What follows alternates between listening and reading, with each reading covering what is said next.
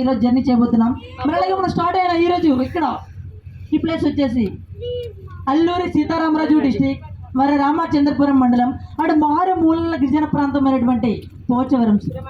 అంటే ఇది కేవలం బోర్డింగ్ బండి మాత్రమే సార్. అండ్ ఇక్కడి నుంచి కూడా ఒక 3 కిలోమీటర్స్ ఫ్రంట్కి జర్నీ చేస్తాయి అండ్ ఆ పోచవరం విలేజ్ వస్తుందండి. అండ్ మరొకసారి చెప్తున్నాను, గుర్తుంచుకోండి సార్. ఈ విలేజ్ నేమ్ వచ్చేసి అల్లూరి సీతారామరాజు డిస్టిక్ మరి రామచంద్రపురం మండలం అంటే పోచవరం విలేజ్ అండి.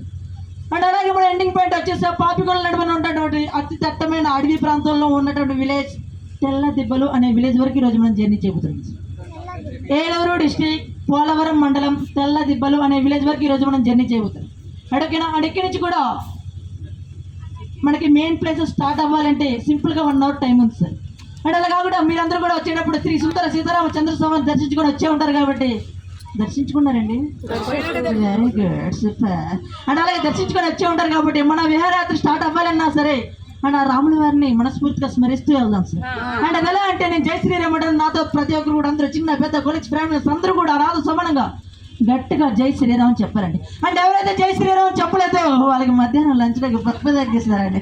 పప్పు అండ్ రాజా రెడీగా ఉండాలి. అండ్ అందరూ కూడా రెడీగా ఉండాలి, గట్టిగా ఉండాలి. జై శ్రీరామ్, జై శ్రీరామ్, జై Shriram. Super, thank you sir, thank you. మరి అలాగే సార్ ఇక్కడి నుంచి కూడా మనం మెయిన్ ప్లేస్ స్టార్ట్ అవ్వాలంటే సింపుల్గా 1 అవర్ టైం ఉంది సార్. అండ్ అలాగే ఇక్కడి నుంచి చూడండి సార్, మనకి డిస్టెన్స్ వచ్చేసి 1.5 కిలోమీటర్ డిస్టెన్స్ వస్తుందండి. అండ్ డెప్త్ వచ్చేసి ఆన్ ది స్పాట్ ఇక్కడ అటు 1 to 100 ఫీట్స్ వరకు డెప్త్ ఉంటుందండి. అండ్ ఇక్కడ మొన్నే కొలతేసారు అండ్ ఇక్కడ అండ్ 1 to 100 ఫీట్స్ వరకు ఉంటుంది. మరి అలాగే మనం చూడబోయే ఆ పాపికొండల నడుపున డెప్త్ వచ్చేసి 1 to 500 ఫీట్స్ వరకు డెప్త్ ఉంటుంది. అండ్ ఒకటి నుంచి కూడా 500 అడుగులు పైగానే డెప్త్ ఉంటుందండి. అండ్ ఎవరికైనా డౌట్గా ఉంటే భయ్యా మీకే డౌట్ దిక్కు కొలుచుకోవచ్చండి, ఆల్రెడీ ఇచ్చారు కదా.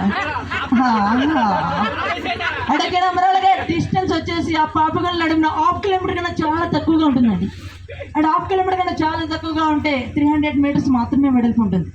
అండ్ అందరూ కూడా క్షేమంగా వెళ్ళి క్షేమంగా తిరిగి రావాలన్నా ఆ గంగామాత ఆశీస్సులు తప్పనిసరిగా తీసుకోవాలండి. అండ్ అది ఎలా అంటే నేను గోదావరి మాతకు అంటాను, నాతో సమానంగా అందరూ కూడా గట్టిగా జయం చెప్పాలండి.